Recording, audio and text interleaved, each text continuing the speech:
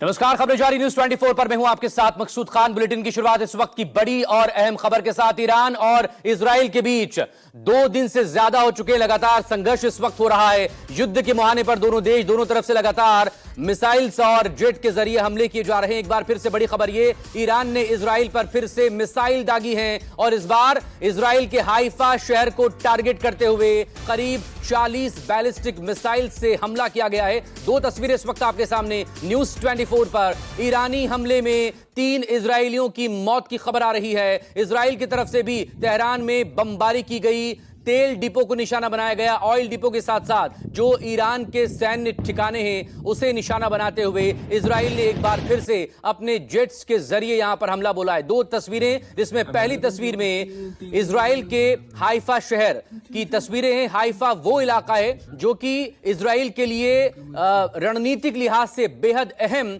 और अहम इसलिए भी, इंपॉर्टेंस उसकी इसलिए भी क्योंकि दरअसल ये पोर्ट शहर है। जितना भी सामान की आवाजाही होती है समंदर के किनारे का ये हाइफा शहर हर लिहाज से, हर स्ट्रेटजी के लिहाज से, चाहे वो इकोनॉमिक लिहाज से हो, किसी सप्लाई के लिहाज से हो, या फिर उसके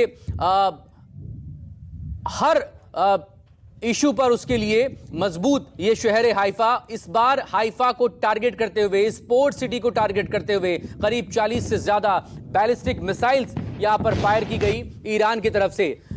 खबरें ये भी सबके बीच है कि जो साउथ लेबनान का इलाका है जो कि इजराइल से लगता है, पिछले दिनों लंबा संघर्ष वहां पर इजराइल और हिजबुल्लाह के बीच में रहा है। खबर यह भी है कि साउथ लेबनान की तरफ से भी इजराइल को टारगेट करते हुए रॉकेट और मिसाइल से यहां पर हमले किए गए। दूसरी तरफ तेहरान में इजरायली हमला हुआ है और शनिवार की देर रात एक बार फिर से कई मिसाइल्स एक दूसरे पर यहां पर फायर की गई हैं। 48 घंटे से ज्यादा हो चुके हैं। इस सबके बीच इजराइल दावा कर रहा है कि तेहरान में मौजूद रक्षा मंत्रालय को, जो ईरान का ठिकाना है, उसे निशाना बनाने की कोशिश हुई है और उसे उन्होंने टारगेट किया। इस सबके बीच तेहरान और बुशहर में ऑयल डिपो और गैस रिफाइनरी समेत 150 से ज्यादा ठिकानों को हिट करने का दावा इजराइल की तरफ से किया गया। वहीं दूसरी तरफ अगर नुकसान को लेकर बात करें, ज्यादा नुकसान इस वक्त ईरान की तरफ से नजर आ रहा है। 138 ईरानी इस हमले में मारे जा चुके हैं। 9 न्यूक्लियर साइंटिस्ट इसमें शामिल हैं। ईरान के 20 से ज्यादा कमांडर्स शामिल हैं, जिसको बड़ा नुकसान यहां पर पहुंचा है। दूसरी तरफ ईरान ने भी पलटवार किया है। लगातार एक के बाद एक बैलिस्टिक मिसाइल दागी जा रही है। ईरान की तरफ से 3 इजरायली F-35 जेट गिराने का दावा भी कल शाम से ही किया जा रहा है। सबके बीच मेरे वरिष्ठ सहयोगी संजीव त्रिवेदी इस वक्त हमारे साथ जुड़ चुके हैं। संजीव, रात से लेकर सुबह तक का अगर अपडेट आपसे चाहें इजराइल और ईरान के बीच इस मोर्चे को लेकर, इस युद्ध को लेकर किस तरह की अपडेट्स हैं, और फिलहाल क्या इस वक्त ये मिसाइल का एक्सचेंज, या कहें कि एक दूसरे पर जो ये अटैक्स हैं वो हो रहा है, या फिर फिलहाल के लिए वहां पर शांति है?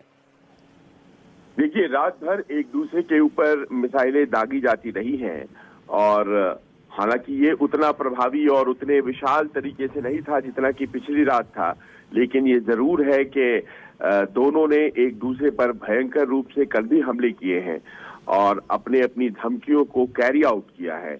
ईरान की एयर डिफेंस सिस्टम्स लगातार सक्रिय थी और इजरायली भले ही लो इंटेंसिटी एक्शन कर रहे थे, लेकिन कई जगहों पर तेहरान में जबरदस्त बमबारी देखी गई है। और केवल तेहरान ही नहीं बल्कि बंदर अब्बास और देजफुल जैसे शहरों में भी लगातार ड्रोन हमले हो रहे थे और इजरायली डिफेंस सिस्टम उसको मार गिराने की कोशिशें कर रहे थे। लेकिन आप जानते हैं कि एयर डिफेंस सिस्टम हमेशा 100% सक्सेसफुल नहीं होते हैं और उसका नतीजा ये है कि तेहरान के कई इलाकों में भयंकर आग लगी हुई है।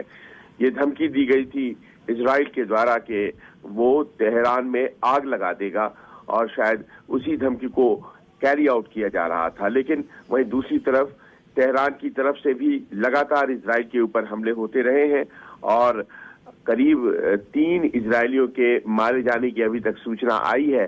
सिविलियन इलाकों में खास तौर पर अब दोनों एक दूसरे के फायर कर रहे हैं और इसका अर्थ ये हो जाता है कि युद्ध और ज्यादा व्यापक होता चला जा रहा है और कई दिनों तक चलने वाले मोड में आ चुका है। इसी बीच खबर यह है कि अमेरिका ने कहा है अपने नागरिकों से वो तुरंत तेहरान और ईरान के दूसरे इलाकों को छोड़ दें और किसी भी हालत में ईरान की यात्रा नहीं करें। जी, इससे पहले इजराइल की तरफ से ईरान की फज्र गैस रिफाइनरी पर हमला किया गया था। इसको लेकर भी हम बात करेंगे।